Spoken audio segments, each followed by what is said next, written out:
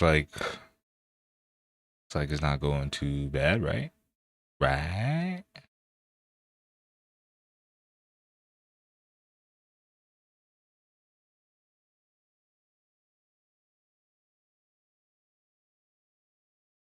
Is it going? We good? We good? I'm gonna restart it anyways, but I just needed to make sure that it was good, you know what I'm saying?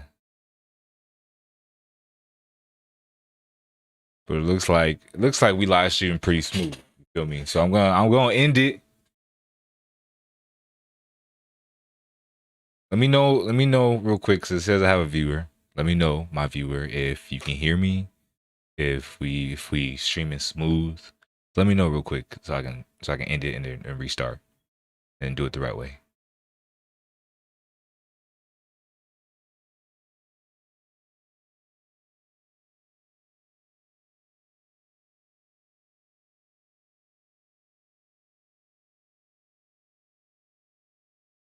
I think so. Yeah, it's good. Yeah, it's good. Okay.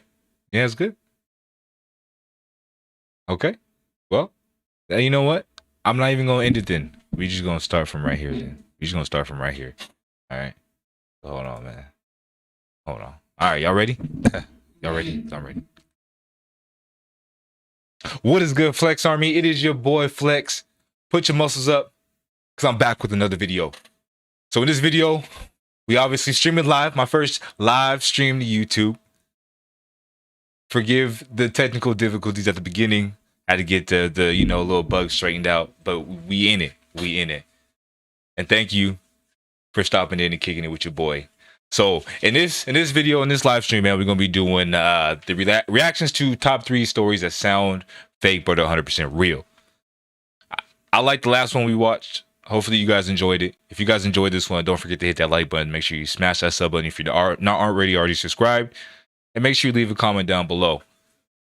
Let's stop all the talking. Let's get into it, baby. Let's get into it, baby.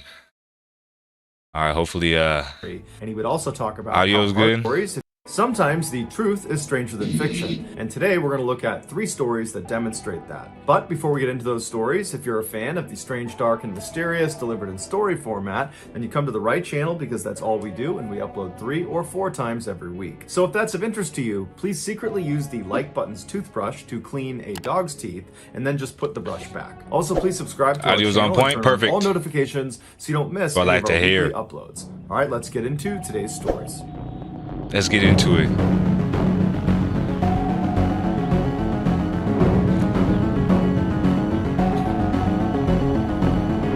Scooped.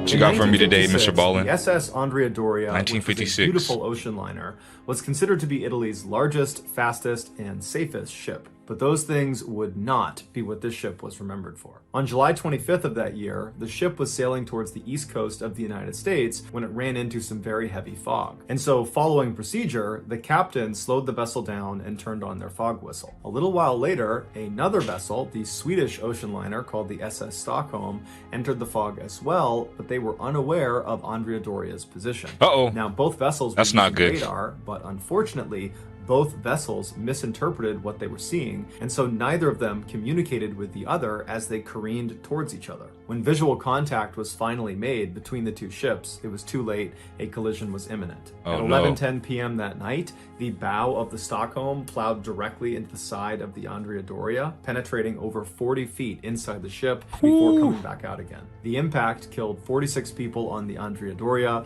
and 5 people on the Stockholm. When the story broke, But like, how fast were they going? Like, on impact, these people got killed. Like, I mean, obviously, like, one's a cruise ship, one's a carrier ship, but it's like, dang, to get instantly killed, 40 people on impact like that? every major news outlet around the world picked it up, including ABC News in the United States. And the news correspondent that they chose to cover this story was a man named Edward Morgan. And unbeknownst to his co-workers, his 14-year-old daughter, Linda Morgan, was on board the Andrea Doria. And just before he went on, he was informed that she was amongst the missing and presumed dead, and there was virtually nothing he could do but wait for more information. And so despite his incredible burden, Edward still went on the air and and reported the story without ever losing his composure and without ever mentioning his daughter. But Oh after he wow. got off the air, Yeah, I know that was hard. I know that was hard. Having to talk about it and you're pretty much involved in it.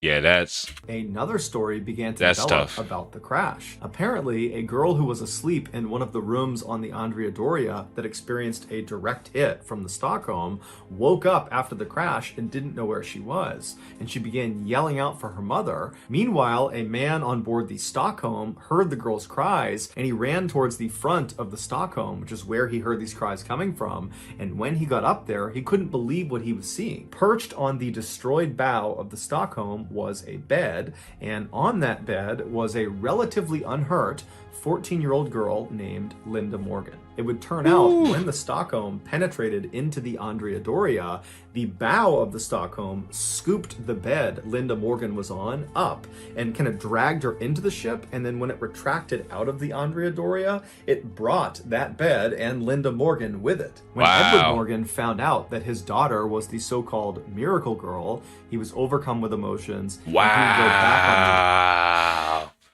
His daughter was the one that was just chilling on the bed on the damaged boat. Like, what kind of luck is that? And the fact that this boat is still afloat, like it didn't sink, and she's just chilling on it, like that's wild. air. Like, And she this time is he would lucky. talk about his daughter and her incredible survival story. Yeah, And he would you also have talk to about now. how hard it was to deliver the news when it was about someone he loved. Linda Yeah. would make a full physical recovery. She only suffered from a broken arm, but she would suffer enormously from survivor's guilt as her stepfather and her half-sister were both killed in the crash. Oh wow. Wow. Hey, that's a blessing though. That's a blessing. You know, his daughter made it out, you know. And at the end of the day, you know, he's all good. She's all good. Everything's all good. I like that's the type of ending I like to hear. You know what I mean? Unfortunately for the daughter, so I guess it's not all a good ending. Unfortunately for the daughter, you know, she ended up losing, you know, two relatives, which is also very sad. So I guess it's not a very good ending. I take that back. It's not that good of an ending.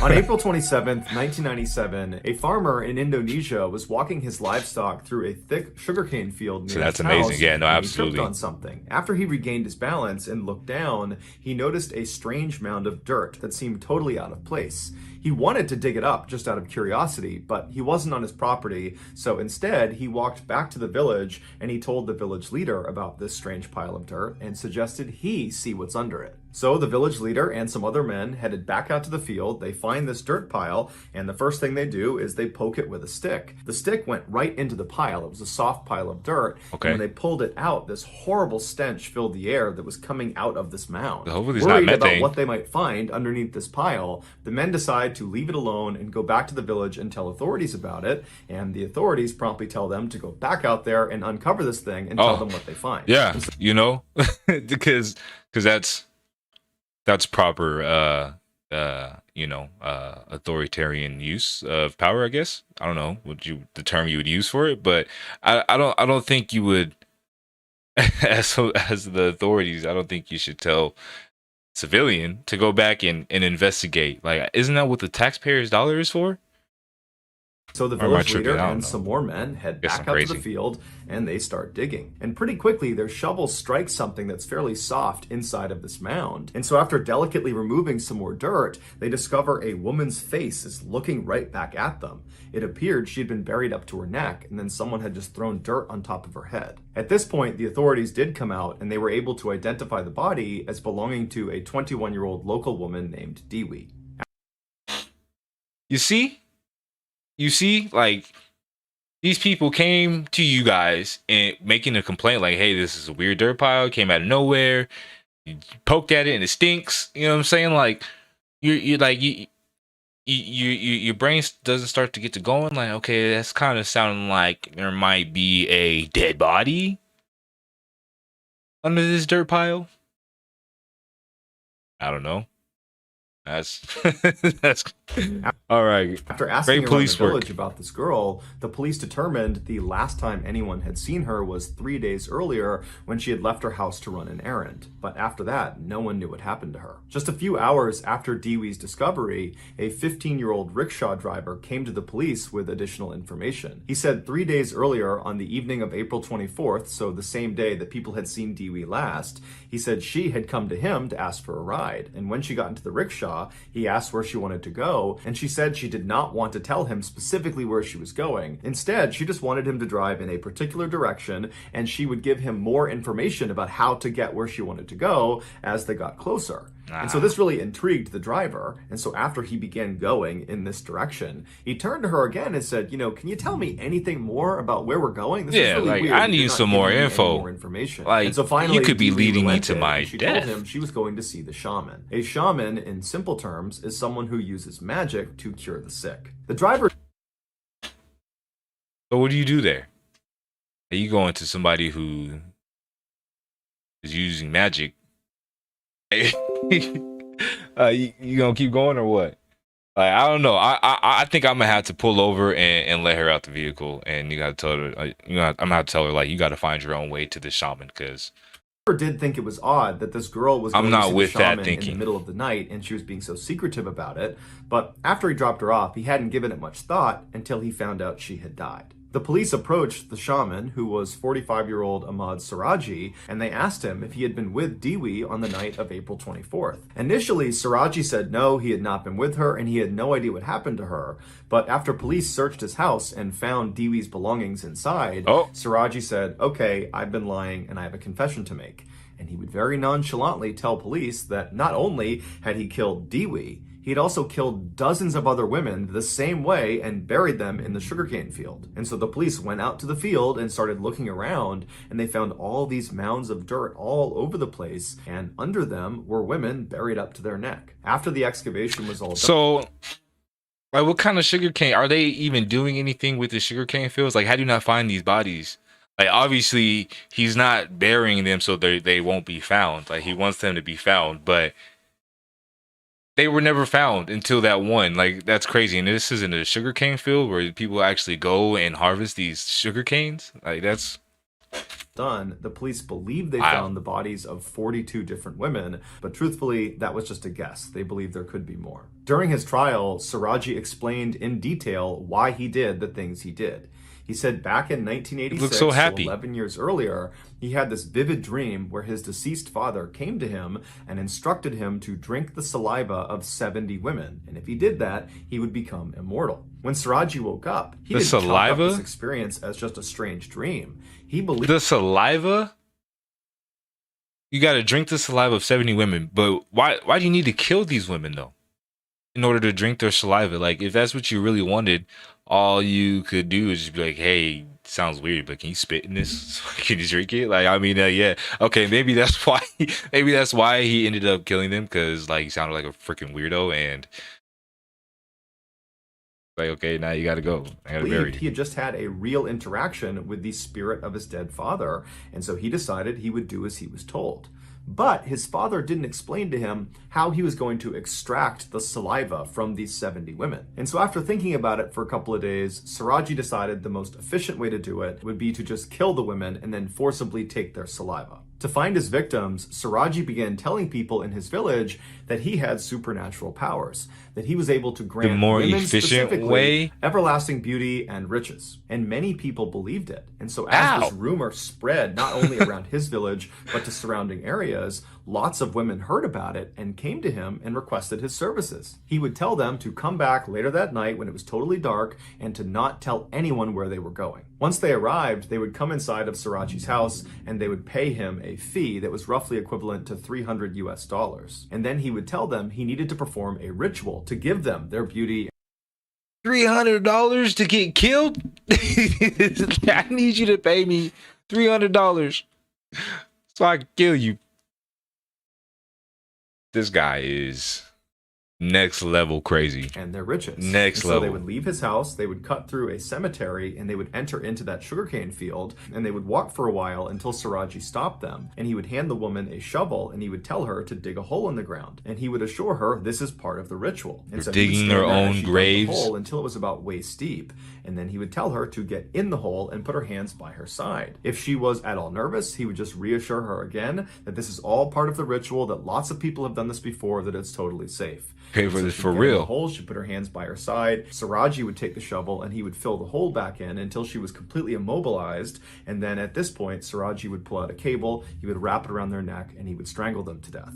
And then once they were dead, he would pull their body out of the hole, and then he would forcibly extract their saliva. And then after that, he would take the shovel again and dig the hole a little bit deeper, and then he would put the body back inside the hole, making sure their head was still sticking out of the ground. And he would orient them so their face was looking towards his house, because he believed having these women constantly looking at him at all hours of the day gave him more power. He said as for Dewey, when she first came to his house and she had paid that fee, she was worried about leaving and going and doing this ritual. It scared her. And so Siraji told her to wait, and he went into the other room where his wife was, and he told her that, hey, I'm gonna go kill this girl and I need your help. I need you to calm her down. And his wife, who had no idea her husband was a mass murderer, just immediately went along with it. She came back into the room and she assured Dewey that everything was totally fine. They had done this before. It was all going to be perfectly safe. And she even said she would come with them to do this ritual. And so at this, Dewey was much more calm and she agreed to go. And so the trio left the house. They went through the cemetery, out to the field,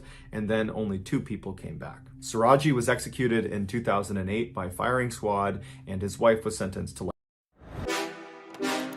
Wow, y'all. That is crazy. in prison. That is crazy. I've never ever heard of some mess like that. Like, what? My guy is literally getting females to pay him for their deaths so he can become immortal. Like, you know what I'm saying? Like, that's insane to me.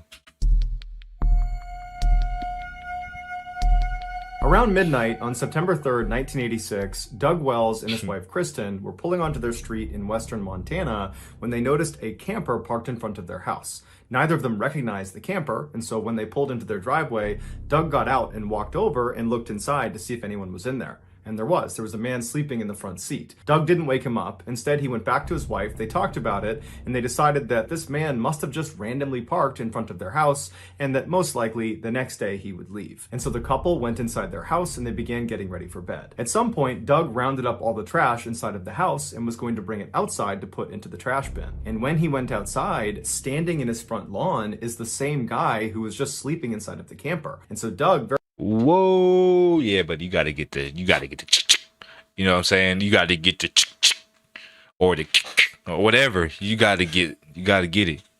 You know what I mean? Cause that's on some weird stuff. very cautiously goes down the front steps. We don't mess with that. Yells out to this guy and says, what are you doing here? And immediately the man put his hands up and said he meant no harm. He said his name was Wayne Nance, and he actually worked with Doug's wife, Kristen, at the furniture store in town. Wayne went on to say that he happened to be driving down their street earlier that day, and he spotted someone standing outside one of their windows looking in their house, and he knew it was Kristen's house, and he looked in their driveway, and he saw that Kristen wasn't home, and it looked like nobody was home, and so he decided he would just park out front and try to scare off this person and wait for Kristen to get back. But by the time Kristen got back, he had fallen asleep. Doug was totally caught off guard by this whole situation. The idea that there's this guy on his property talking about another guy that was lurking around his property. And so he asked Wayne, did you see this guy again after that first time you saw him? And Wayne said no, he hadn't, but he didn't have a flashlight. And so maybe if Doug went in the house and got some flashlights, the two of them could walk the property and make sure nobody was there. Doug thanked him for the offer and said, okay, well, why don't you come in the house and I'll go look for those flashlights. And so Doug led the way inside of his house, and as soon as Wayne got in the house and shut the front door behind him, he pulled out a metal pipe he was hiding and smashed Doug over the back of the head. Doug turned around and Wayne hit him again over the face, and before long the two of them were struggling on the ground. Kristen, who was upstairs, heard the commotion, and she came running down the stairs, and she sees at the bottom her husband, who's bleeding profusely from his head. He's covering himself up on the ground, while Wayne, her co-worker, is standing over him, punching and kicking him. Before Kristen could do anything, Wayne noticed her up on the stairs, and he drew a pistol and aimed it at her and told her to come down here and tie up your husband's arms and legs. Kristen, who's in shock, is just that was too long of a this was story. just a robbery and that they would have their lives spared. And so she does as she's told. She walks down, Wayne throws her some cord, she ties up her husband's arms and legs, and then afterwards, Wayne leads Kristen back upstairs to the bedroom where he ties her up as well. After that, Wayne went back down to the main floor where Doug was still laying on the ground, and he grabbed Doug by the legs and he pulled him down the flight of stairs to the basement where he tied him up to a pole. And then he savagely beat him with the pipe before Wayne pulled out an 8-inch blade and plunged it directly into Doug's chest all the way in. And then when he pulled it out again, Doug slumped over. Wayne went back upstairs all the way to the second floor to check on Kristen, and he saw she had managed to get partially out of her restraints, and she was reaching for the landline, and so he jumped on top of her and managed to restrain her all over again. And then after he was confident in her restraints, he went back downstairs to make sure Doug was dead. When he got down there, he saw Doug was still slouched over in the same position he had left him, and so Wayne assumed Doug must be dead, and Wayne went back upstairs to assault Kristen. But Wayne was wrong. Doug wasn't dead. Come on, Doug. Wayne went upstairs that second time, Doug, despite his horrific head and chest injuries, managed to wriggle out of his restraints and then hobbled over to a workbench where he had a rifle laying out because Doug was actually a gunsmith. And so he took the rifle and he loaded it with the one round he found on the table. And then he walked over to the base of the stairs, he raised his rifle, and he made his way up to the main floor. He didn't come in contact with Wayne, and he looked around the first floor, he didn't see him, and he heard his wife screaming upstairs. And so he made his way to the next set of stairs and began walking up with his rifle raised. At the top of the stairs to the second floor, there was a hallway that ran right and left out of sight. And so as Doug is making his way up, he can hear off to the left, out of view, his wife screaming in the bedroom, and he can hear the sound of very heavy footsteps running down the hall towards the landing where he is. And so Doug positioned himself in the stairwell, he took aim about chest height with his rifle, and he waited for their attacker to show himself. And so as soon as Wayne came flying around the corner with his knife in his hand, Doug just fired one shot that struck him right in the stomach. Wayne fell backwards, totally shocked at what had just happened. He began to stagger, and Doug, meanwhile, turned his rifle around like a baseball bat because he didn't have any more rounds. And he just starts walking down the hall, smashing Wayne as Wayne continues to stumble and fall and try to run away from Doug. And finally, he gets away from Doug, charges into the bedroom where Kristen is, and he grabs his pistol, and he turns around and he fires 3 shots towards the door where Doug is now standing. And Doug, he's unfazed. One round hits him in the leg, the other 2 miss. He doesn't care. He just walks up to Wayne and begins bashing his head in with the back of this rifle. He hits him so many times that the buttstock of the rifle explodes and the metal of the rifle bends like an L. And at some point, Wayne drops the gun because he's getting viciously beaten on by Doug and his rifle. And Doug sees that, he grabs the pistol, and he fires the remaining rounds into Wayne's head. Police and paramedics would show up shortly thereafter, and Doug, Kristen, and their attacker Wayne were all rushed to the hospital. Doug and Kristen would make full recoveries. Yes. As for Wayne, he would die the following day from his injuries. After the incident, the police investigated Wayne Nance to see who this guy was, and they discovered that almost certainly he had been a serial killer that was connected to at least 6 cold case murders from 1974 to 1986. But because Wayne never confessed to any of these murders before he died, the true number of people he killed is still unknown. So that's going to do it, guys. If you found the secret in today's episode, let us know in the comments what it is and where you found it. If you're the first to do that, we'll pin you at the top of the comments section. Wow. Doug is a straight up G. Doug is a gangster. He is a gangster. We all know 50 Cent took 9 bullets. He's a gangster. Tupac had to take a couple rounds before he got taken down. He's a gangster. You know what I mean? But none of them was doing that, what Doug was doing. Doug is a gangster. Doug is a real G. For real. All right. I wanted this live stream to be a short one. It's the first one.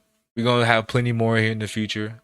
This one is just to see, how things work, how I can dial it in and make it better for the next time.